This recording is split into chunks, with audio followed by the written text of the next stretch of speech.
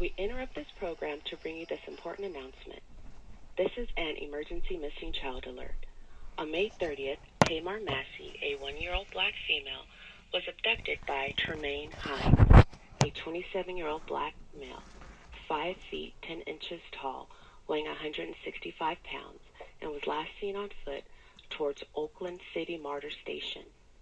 Tamar Massey is believed to be in extreme danger. If you have any information on the whereabouts of Tamar Massey, please dial 911. The public can also provide information to the GBI tip line at 1-800-597-TIPS and or the CSIN app for iPhone and Android users.